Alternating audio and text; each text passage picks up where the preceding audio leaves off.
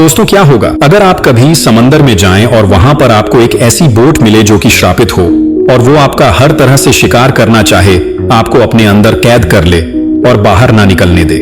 तो ऐसी सिचुएशन में आप क्या करेंगे? और आखिर ये बोट क्या है और ये श्रापित क्यों है? इसके पीछे की क्या वजह है, जानेंगे आज की इस कहानी से जिसका नाम है द बोट। ये फिल्म आपको काफी पसंद आएगी, तो बने रह वीडियो के आखिर तक। कहानी की शुरुआत होती है और हमें जो को दिखाया जाता है जो कि अपने घर से बाहर निकलता है, उसका घर समंदर के पास ही होता है। अब इसके बाद वो अपनी छोटी सी बोट में बैठकर चट्टानों को पार करता हुआ बड़े समंदर के बीच पहुंच जाता है। वो यहाँ पर मछलियां पकड़ने के लिए आया था, लेकिन कुछ ही लम्हों बाद यहाँ पर चारों तरफ घना कोहरा छाने लगता है। अब यहाँ पर जो को कुछ भी ठीक से दिखाई नहीं दे रहा था और तभी उसकी बोट किसी चीज से टकराती है। तभी जो देखता है कि उसकी बोट के सामने एक सेल बोट है जिससे उसकी बोट टकराई थी। इस बोट का नाम यह होता है और ग्रीक माइथोलॉजी के अनुसार यूज हवाओं को कंट्रोल करने वाला एक देवता है।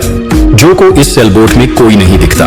वह कई बार आवाजें भी लगाता है लेकिन कोई भी बाहर नहीं आता और इसलिए जो अपनी बोट को उसी सेल बोट के साथ बांधकर उस बोट पर चला जाता है।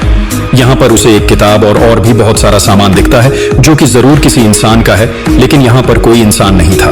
वो इस सेल बोट के रेडियो से दूसरे लोगों से कांटेक्ट करने की कोशिश करता है, लेकिन उसका संपर्क नहीं हो पाता।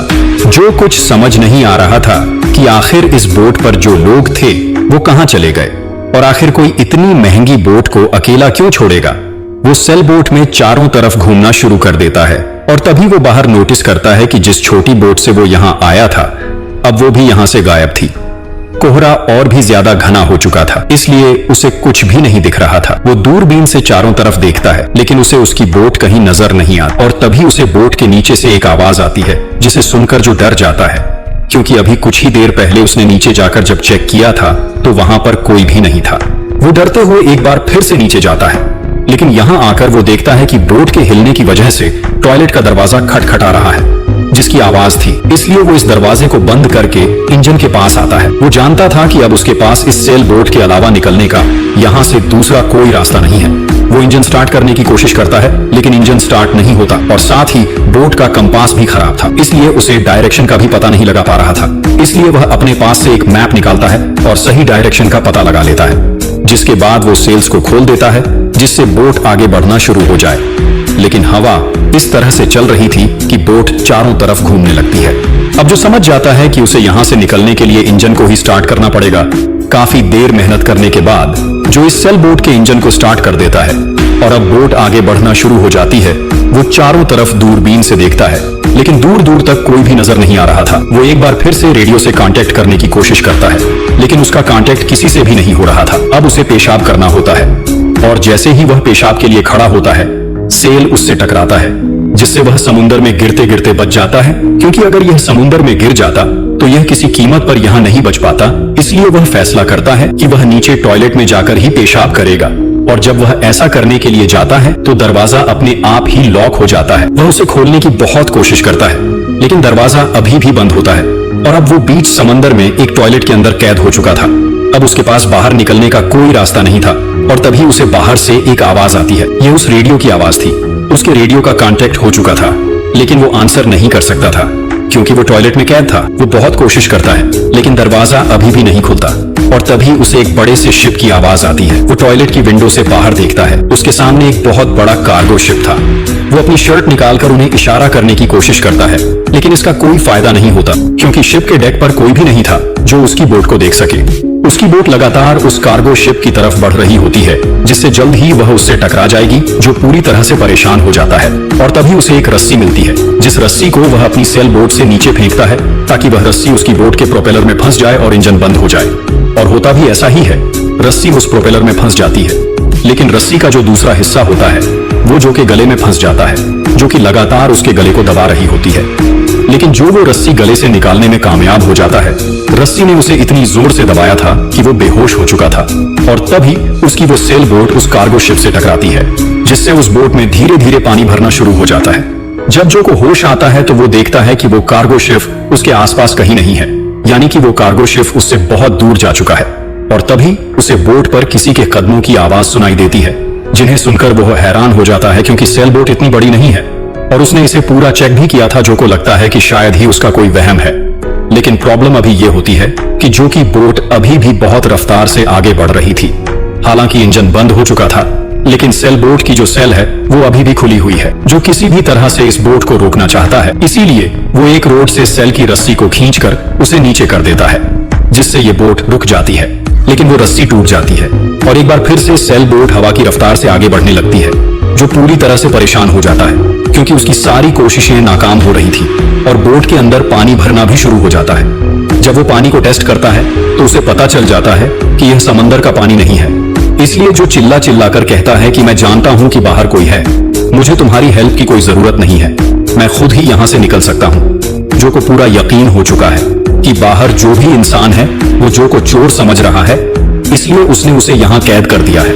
और अब टॉयलेट के नीचे जो पानी होता है वो खुद से नीचे चला जाता है। अब कई घंटे बीत जाते हैं और जो को प्यास भी लगने लगी थी और एक बार फिर से वो पानी ऊपर आता है।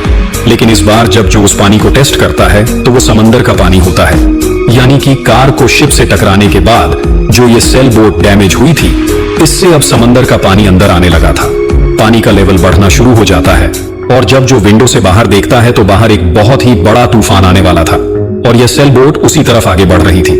इसीलिए जो उस रोड में एक ब्लेड बांधकर सेल की रस्सी काटने की कोशिश करता है, लेकिन इसका कोई फायदा नहीं होता। वो रस्सी नहीं काट पाता और उसका हाथ भी जख्मी हो जाता और अब उसकी बोट उस तूफान में फंस जाती है। पूरी रात इसी तरह से बीतते हैं और अगली सुबह जब उसकी आंख खुलती है तो वह देखता है कि टॉयलेट में बहुत ऊपर तक पानी भर चुका था, जिसका स्तर लगातार बढ़ रहा था और जल्दी ही अगर वो यहां से नहीं निकला तो वह मारा जाएगा। और इसीलिए अब इस बार जो पूरी जान लगाकर दरवाजे पर हमला करता है, जिससे वो दरवाजा खुल जाता है, वो सेल बोट के ऊपर डेक पर आ जाता है। अब जो जान चुका था कि जल्द ही ये बोट डूबने वाली है, इसलिए वो जल्दी से एक राफ्ट बनाता है, जिसे वो पानी में फेंक कर उसके ऊपर बैठ जाता है। बहुत देर इंतजार करने के बाद भी वह सेल बोट नहीं डूबती। अब वह फैसला करता है कि वह फिर से इस सेल बोट पर जाकर उसके इंजन को स्टार्ट करेगा और इसीलिए वह सबसे पहले बोट के ऊपर जाकर उन डैमेज हिस्सों को रिपेयर करता है जिनसे पानी अंदर आ रहा था।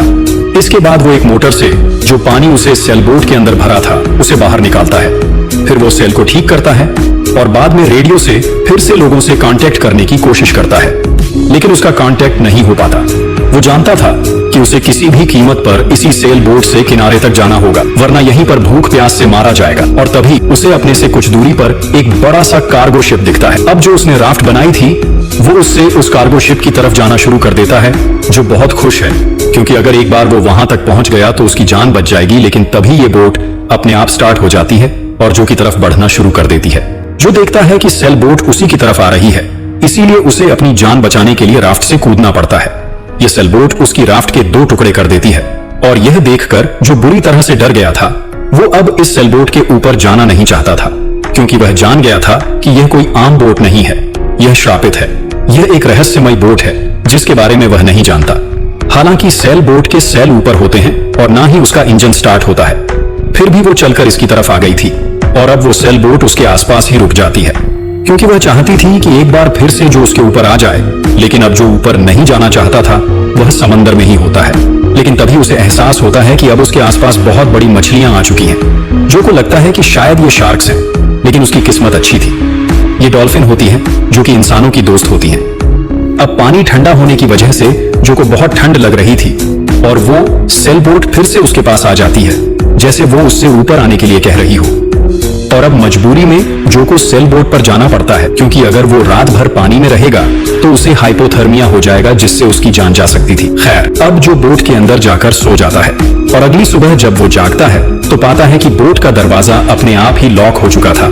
इसके बाद वो फिर से टॉयलेट में जाता है, जहां पर एक कवर लगा हुआ था। वो उस कवर को खोलता है और देखता है कि यहाँ से ऊपर जाने का एक रास्ता है। अब वो उस जगह से ऊपर जाने लगता है जहां पर उसे एक नाइफ भी मिलता है। यहाँ पर खाने का सामान भी होता है। जो समझ जाता है कि जरूर यहाँ कोई छिपा होगा। अब वो जैसे ही ऊपर पहुंचने वाला होता है वो छोटा सा कवर अपने आप बंद हो जाता है, यानी कि जो एक बार फिर से इस छोटी सी जगह में फंस चुका था। साथ ही सेल बोट एक शहर के पास से बहुत तेजी से गुजर रही होती है, जो तेजी से चिल्लाता है कि मुझे छोड़ दो, जाने दो मुझे, मैंने तुम्हारा क्या ही बिगाड़ा है। और अगले ही पल वो सेल बोट रुक जाती है। सारे दरवाजे भी खुल जाते हैं। अब जो सेल बोट से बाहर आता है ये देखता है कि ये एक आइलैंड पर एक टाउन के पास है, जो कि अवेंट है, वीरान है। यहाँ कोई नहीं रहता। वो यहाँ पर घूमना शुरू कर देता है। यहाँ पर कोई भी नहीं होता। यहाँ सिर्फ इमारतें होती हैं और तभी उसे इंजन की आवाज आती है। वो देखता है कि सेल बोट स्टार्ट होकर अब अपने आप ही यहां से जा रही है। वो समझ जाता है कि ये बोट जरूर किसी सुपरनेचुरल एंटिटी से पजेस्ड है जिसके अंदर वो फंस गया था, और अगले कुछ ही लम्हों में वो बोट उसकी आंखों से गायब हो जाती है। अब इसके बाद वो चलता हुआ किनारे पर आता है, जहां पर वो देखता है कि उसकी वो छोटी बोट जिससे वो फिशिंग करने के लिए गया था, जिसे उसने उस सेल बोट के साथ बांध दिया था, वो एक बार फिर से किनारे पर खड़ी थी। और इसके बाद हम इस टाउन में और भी बहुत सारे लोगों को दिखाया जाता है। दरअसल ये टाउन ये वही जगह है जहां से जो ने अपना सफर शुरू किया था। अब ये जो बोट थी, इसमें जो भी बला, जो शैतानी आफत थी, वो इंसानों का शिकार किया करती थी। लेकिन इन्होंने जो को छोड़ दिया था, क्योंकि जो ने इस सेल बोट पर काम किया था, इसे ठीक किया था, उसके इंजन को भी रिपेयर किया था। इसीलिए शायद सेल बोट ने इसे नहीं मारा और इसे वापस किनारे पर छोड़ दिया। बाकी दोस्तों, आपकी इस फिल्म को लेकर क्या थ्योरी है कि आखिर उस बोट ने इसे क्यों छोड़ा होगा? हमें कमेंट में बताएं। वीडियो को लाइक और चैनल को सब्सक्राइब भी कर दें। मिलते हैं हमारी अगली शानदार वीडियो में।